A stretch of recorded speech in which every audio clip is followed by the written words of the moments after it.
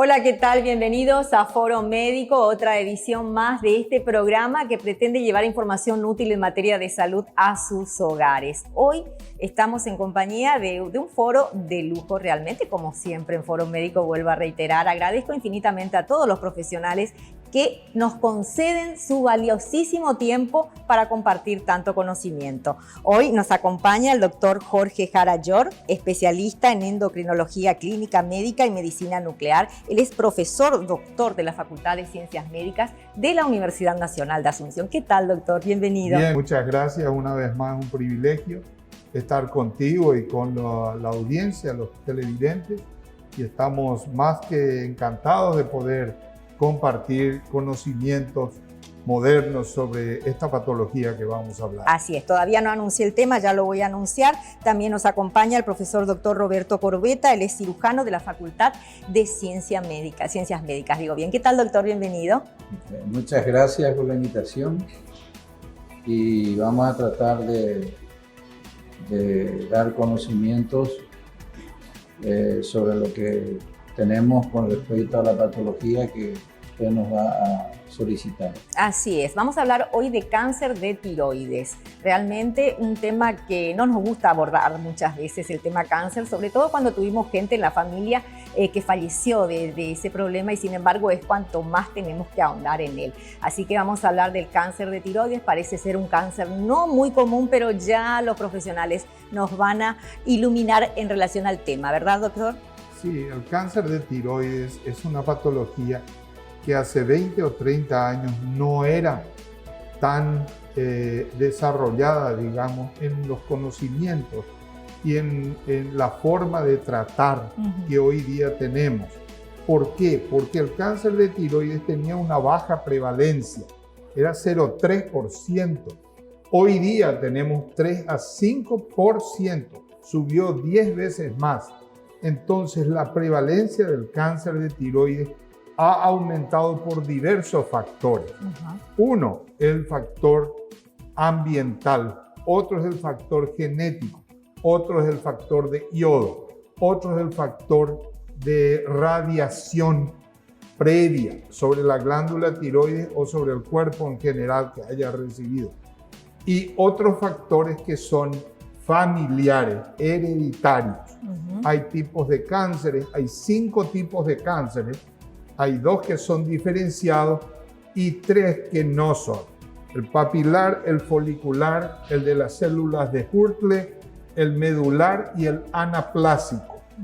La sobrevida ha cambiado extraordinariamente con la aparición de nuevos tratamientos y tratamientos citotóxicos, tratamientos quimioterápicos, el yodo radioactivo que sigue, la etanolización y varios otros procedimientos modernos.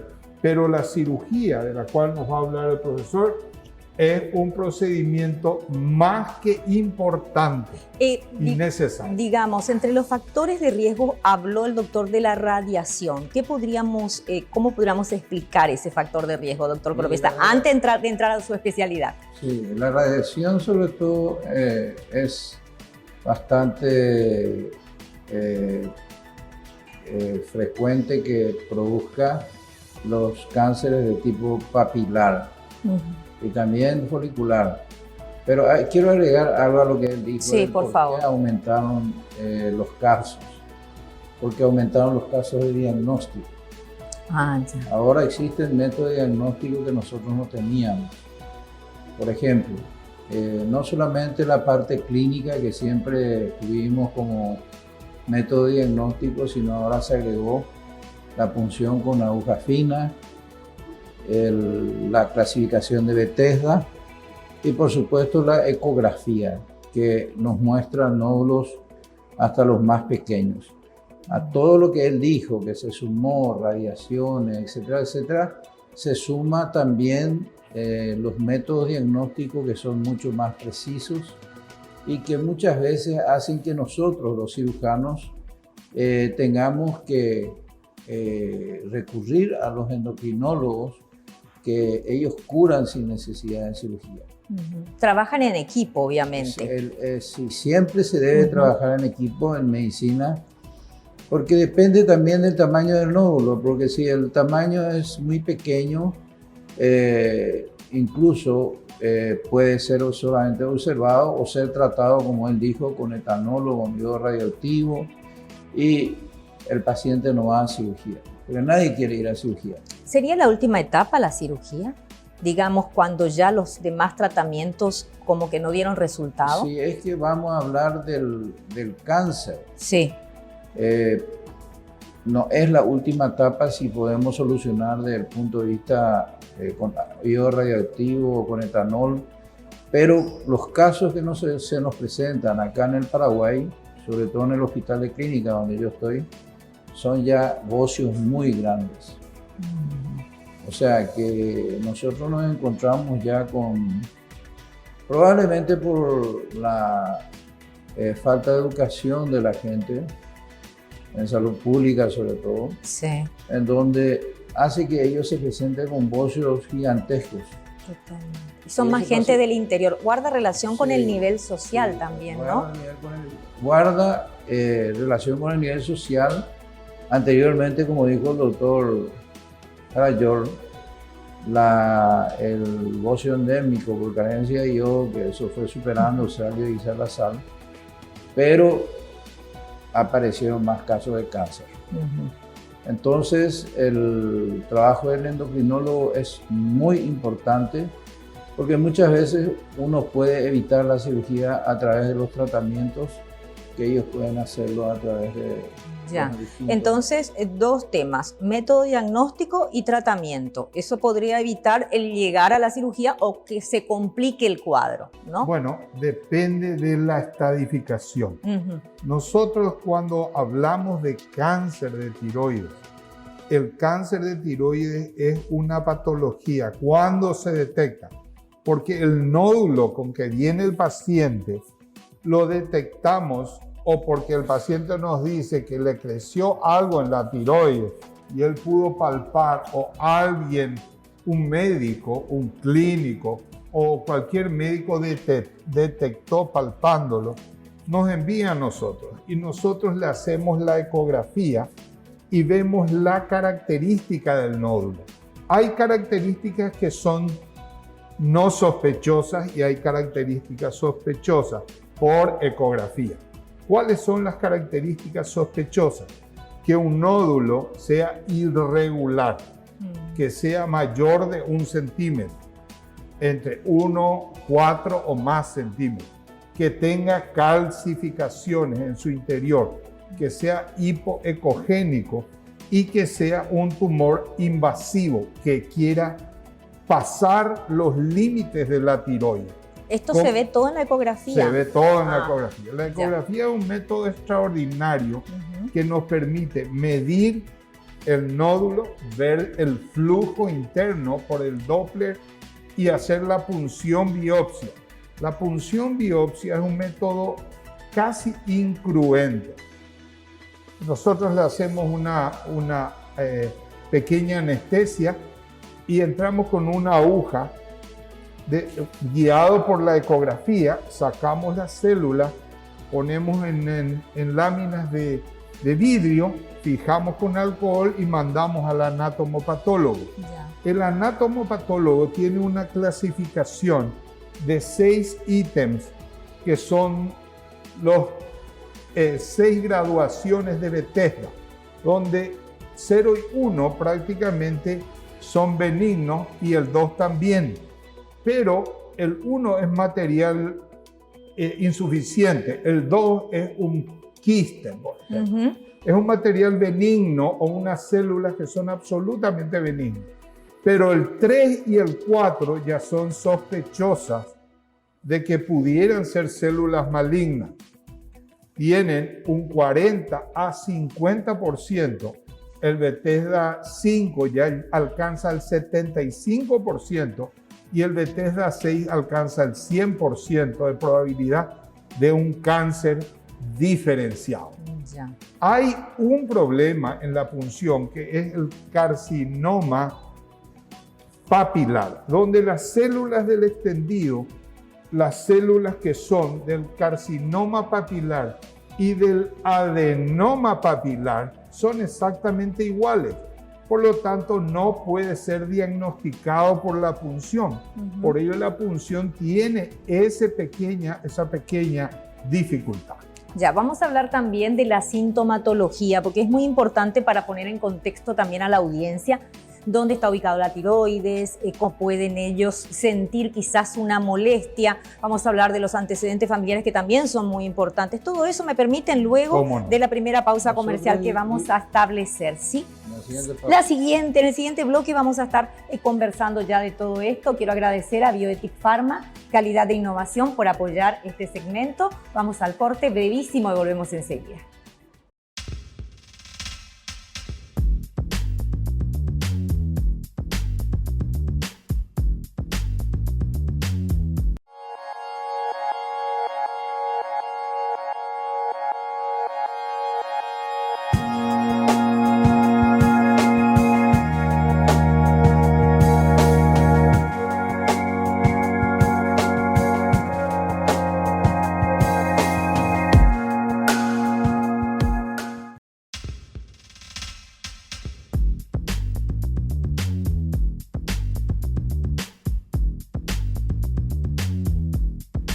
Volvemos con Foro Médico, segundo bloque. Estamos hablando de cáncer de tiroides. Quiero agradecer también a la empresa Albatrox, tecnología de avanzada para quirófanos. Es el sitio donde estamos haciendo la grabación.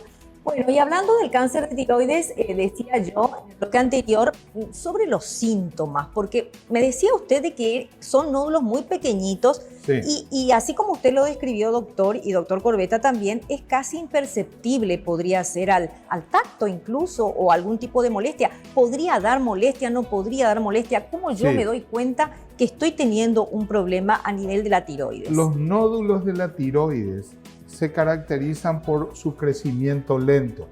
Muchas personas no manifiestan ningún síntoma. Pueden tener el nódulo por años, pero de repente aparece un crecimiento o una disfonía, trastornos en la voz o algo que les comprime la tráquea, o otros síntomas, o bien síntomas ya compresivos porque el tumor se ha agrandado demasiado. Puede involucrar la tráquea, el esófago, los pulmones y también la garganta. Estos órganos que están comprometidos dependen del tamaño del nódulo y del crecimiento.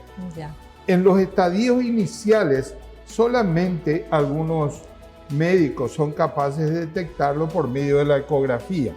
Y la ecografía es un avance extraordinario porque nos permite a nosotros determinar si los nódulos son peligrosos o no. Si son peligrosos, nosotros estamos obligados a hacerle una punción biopsia. Si la punción biopsia resulta sospechosa o indeterminada, podemos repetir la muestra o directamente ya pasarle al cirujano, quien el cirujano va a tener con su habilidad característica de determinar qué tipo de procedimiento hacer. Si va a ser una tiroidectomía total o va a ser una lobectomía, sacando un solo lóbulo, porque hay nódulos que son de baja probabilidad de que ellos sean una malignidad que comprometa la vida. Se llaman de bajo riesgo. ¿Puede dificultar la respiración, la deglución? ¿Todo eso puede dificultar la voz, la respiración? Puede estar asociado a un hipo o un hipertiroidismo. Y puede estar asociado a otros nódulos que no necesariamente sean malignos. Puede que uno solo sea maligno y los demás no. Ya. Ahora, ahora, en una intervención quirúrgica, doctor Corbetta, ¿qué órganos se podrían ver afectados en la intervención propiamente dicha? Sí, es importante decir que en el caso de una tiroidectomía total, hay que reemplazar con la hormona tiroidea para el resto de la vida. Lo ideal es no dañar al hacer una tiroidectomía total glándulas paratiroideas que tienen relación con el metabolismo del calcio.